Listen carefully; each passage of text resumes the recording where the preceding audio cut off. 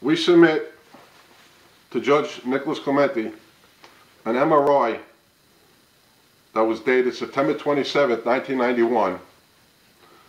This MRI report, EMG report dated September 27th, 1991. This EMG report was withheld and destroyed from, held back and destroyed, and it wasn't submitted to the prior courts. When I won my case, it wasn't submitted, and when the appellate division reversed my case, it wasn't submitted. It was never submitted to the courts. It was held back by Marlene Gold, Muriel Sullivan, and Magda.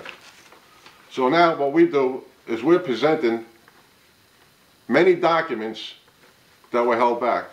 All the Board of Trustees minutes that were held back. All the medical records that were held back. All the altered documents. Muriel Sullivan caught writing the medical certificates.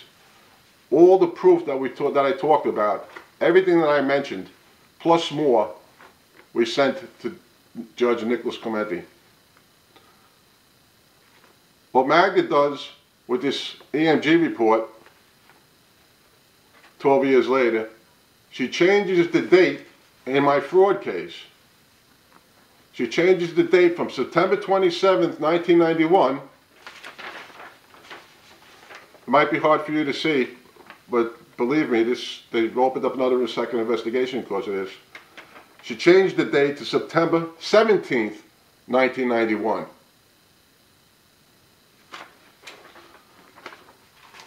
New fraud being committed 12 years later in front of a judge where I'm showing fraud, and Madga Deconinck still altering medical documents. This is incredible and unbelievable, but it happened. The reason Magda done this is because I had 5 EMG tests. 4 of them were positive. The one EMG test that was negative was taken in between these 2 tests. So by Magda changing the date to September 17th, the only negative EMG test would now look like it was the last EMG test that was taken. So it would show Judge Clementi that it was negative to support the fictitious condition of a pain syndrome. This is how far this pension board and these people have gone to deliberately, outright commit fraud to deny me my pension, and it's still going on.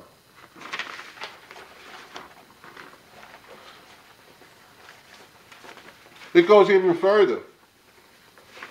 Madga Deconinck states in the records before Judge Nicholas Clementi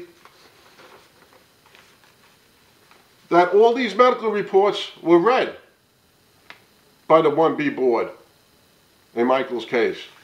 She goes on to read a Dr. Martin Wolfpin, orthopedic, dated December 8th, 1989.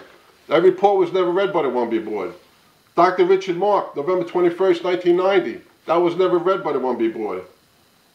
Dr. Stanley Sprecher, an MRI radiologist, dated August 30th, 1991, never read by the 1B board. Dr. Louis Weiner, orthopedic or neurologist, Dr. Weiner, dated August 23rd, 1991. These are my latest exam reports. Dr. Seller's report, dated September 17th. Here she goes on. Madga Deconinck states here, on record, that the EMG report by the neurologist, Dr. Sellers, that I just talked about, she changed the date on, she states that Dr. Sellers' report dated September 17th and not September 27th, as cited by petitioner's memorandum of law. She's telling us that we have the wrong date, that the date which she altered to the 17th is the correct date, and not the 27th of September for the EMG. What Magda forgot to do is at the very bottom of the page, it states here that this new EMG again was taken on September 27th, 1991. So when she changed the date on the top, she didn't read the bottom, where again the correct date was. She forgot to change the date at the bottom. And she's stating that we have the wrong date.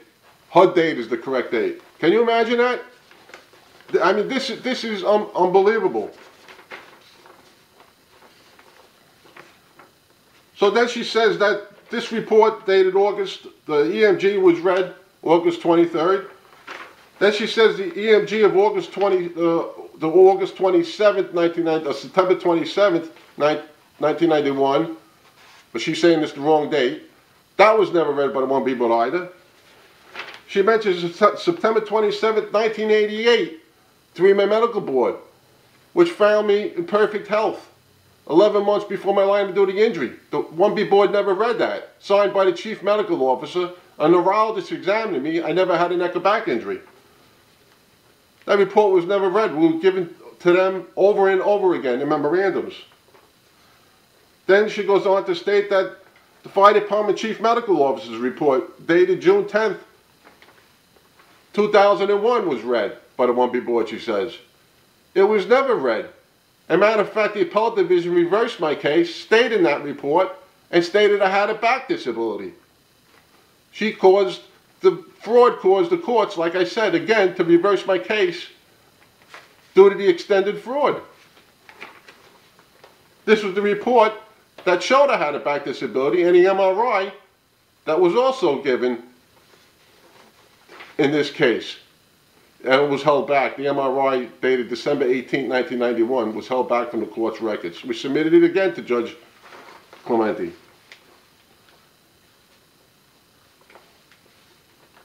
Dr. Soren, fire department doctor, dated June 25th, 1991. Orthopedic, also the 1B board never read. She goes on and on and on. There's more medical reports.